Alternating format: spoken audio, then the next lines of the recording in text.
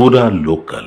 నిన్న ఆంధ్ర ప్రాంతానికి సంబంధించినటువంటి ఇరిగేషన్ మంత్రివర్యులు నిమ్మల రామానాయుడు గారు మాట్లాడడం జరిగింది.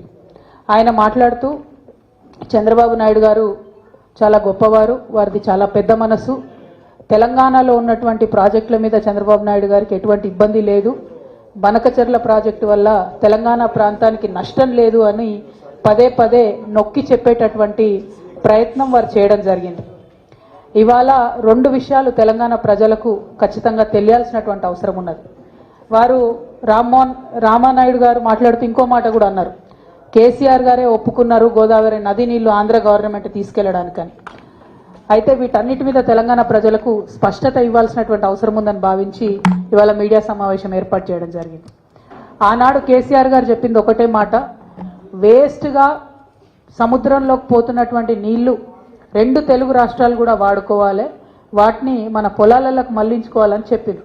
కానీ చెప్పేటప్పుడు మనం పెట్టినటువంటి కండిషన్ ఏంటిది, ఖచ్చితంగా నదుల లింకేజ్ అనేటటువంటిది జరిగినప్పుడు గోదావరి నది నుండి నీళ్లు ఇతర నదులకు లింక్ చేసినప్పుడు ఖచ్చితంగా తుపాకులగూడెం, మన తెలంగాణ భూభాగంలో ఉన్నటువంటి తుపాకులగూడెం బ్యారేజ్ వద్దనే లింకేజ్ పాయింట్ ఉండాలి, అది కాకుండా వేరే ఏ పాయింట్ ప్రపోజ్ చేసినా మేము ఒప్పుకోము అని కేసీఆర్ గారు చాలా స్పష్టంగా చెప్పినారు.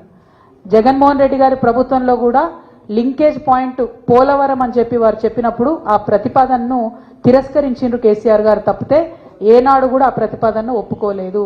ఎందుకంటే గోదావరి నీళ్లు కృష్ణకి ఆ తర్వాత కావేరికి కలిపేటటువంటి పెన్నాకి, అక్కడి నుంచి కావేరికి కలిపేటటువంటి ప్రతిపాదన ఏదైతే ఉందో అది ఒకవేళ కేసీఆర్ గారు చెప్పినట్టు తుపాకులగూడెం దగ్గర జరిగితే మన వరంగల్కి, మన సూర్యాపేటకి, మన నల్గొండకి, ఖమ్మంలో కొంత భాగానికి, మహబూబాద్ జిల్లాకి, అట్లానే ఇప్పుడు ముఖ్యమంత్రి గారు ప్రాతినిధ్యం వహిస్తున్నటువంటి ఉమ్మడి మహబూబ్ నగర్ జిల్లాకి, కంప్లీట్ రంగారెడ్డి జిల్లాకి, ఇప్పుడు మనం మూసీ ప్రక్షాళన కోసం చూసేటటువంటి ప్రాజెక్ట్కి అన్నిటికీ కూడా గోదావరి నీళ్లు మనకు పుష్కలంగా లభించేటటువంటి ఆస్కారం ఉంటుంది. మరి అక్కడ కాదని పోలవరం దగ్గర కనుక ఈ లింకేజ్ పాయింట్ పెట్టుకున్నట్టయితే ఇప్పుడు నేను చెప్పినటువంటి ఈ ప్రాంతాలన్నిటికీ కూడా తరతరాలకు తీరని అన్యాయం జరుగుతుంది. కాబట్టి ఎట్టి పరిస్థితుల్లో గోదావరి నీళ్లను కృష్ణాకి, పెన్నాకి, కావేరికి అనుసంధానం చేసేటటువంటి ప్రాజెక్టు లింకేజ్ పాయింట్ తుపాకులగూడెంనే ఉండాలని చెప్పి తెలంగాణ ప్రజలందరి తరఫున కూడా నేను డిమాండ్ చేస్తా ఉన్నాను. మరి ఇవాళ చంద్రబాబు నాయుడు గారు బీజేపీ గవర్నమెంట్లో ఎన్డీఏలో భాగస్వామ్యంగా ఉన్నారు కాబట్టి వారి యొక్క ప్రాబల్యాన్ని వాడి వారు చాలా తెలివిగా ఇది గోదావరి కృష్ణా లింకేజ్ అని చెప్పకుండా గోదావరి కావేరి, గోదావరి పెన్నా లింకేజ్ అని చెప్పి 60% నిధులు కేంద్ర ప్రభుత్వం నుండి తెచ్చుకుంటున్నారు. ఆయన చంద్రబాబు నాయుడు గారు వాళ్ళ ప్రాంతానికి లాభమయ్యే పనిచేస్తున్నారు.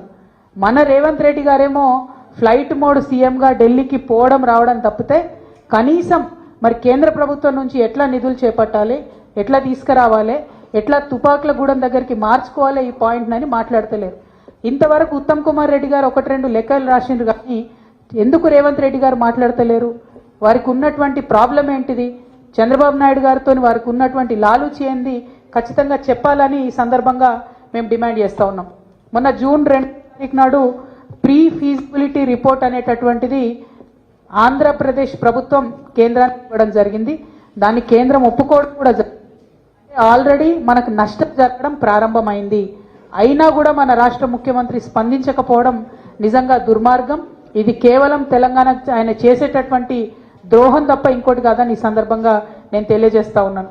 అదేవిధంగా చంద్రబాబు నాయుడు గారు మరి తెలంగాణలో కట్టేటటువంటి ప్రాజెక్టులకు వ్యతిరేకం కాదని ఆంధ్ర మంత్రివర్యులు రామానాయుడు గారు చెప్పడం జరిగింది.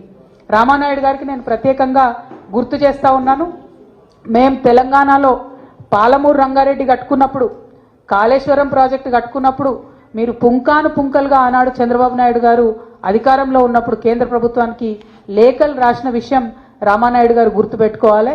మీరు సీనియర్ సభ్యులు, ఇదివరకు కూడా ఎమ్మెల్యేగా ఉన్నటువంటి వారు, మీరు దయచేసి ఆ ఉత్తరాలన్నీ కూడా చూసుకోండి. చంద్రబాబు నాయుడు గారు సుప్రీంకోర్టులో కూడా మాకు వ్యతిరేకంగా కేసు వేసిండ్రు కొత్త ప్రాజెక్టులు కట్టుకుంటే.